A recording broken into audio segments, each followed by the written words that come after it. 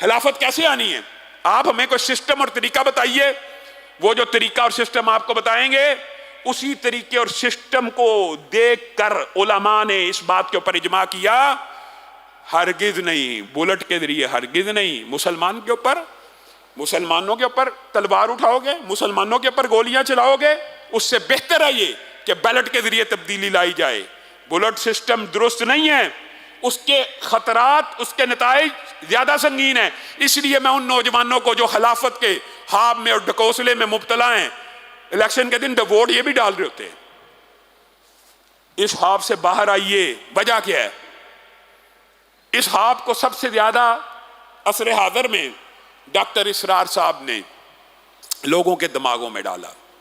اب آپ ان کے اوپر تان نہیں ہے، اللہ تعالیٰ ان کے غری کے رحمت فرمائے، لیکن وہ خود آخری عمر میں یہ بات سمجھ چکے تھے کہ یہ ایک مغالطہ تھا، یہ خواب تھا۔ وجہ سن لیجیے، خلافت بھی آپ کو بتلا دوں، اب یہ جو دنیا کے نظام ہے نا، نظام، خلافت بھی اب وطنی ہو سکتی ہے، اموی نہیں ہو سکتی، امت کے لیے نہیں ہو سکتی۔ اس کی مثال دیتا ہوں، عملی بات نہیں ہے۔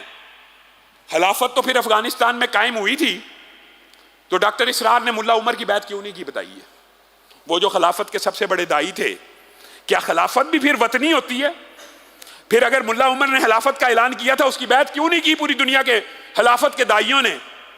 کیوں نہیں کی؟ پوری دنیا میں خلافت کے داعیان نے اگر خلافت کو وہ پوری دنیا کا معاملہ سمجھتے ہیں اور پوری دنیا کو اس طرح بلاتے ہیں، تو ایک جگہ قائم ہوگی تو آپ اس کے اوپر ایمان لے کے آئیں، اس کے اوپر بیعت کریں۔ خود ڈاکٹر اسرار صاحب نے بھی نہیں کی، جو خلافت کے سب سے بڑے داعی تھے، ان کی زندگی کے اندر ملا عمر کی خلافت کا اعلان ہوا نہیں کی۔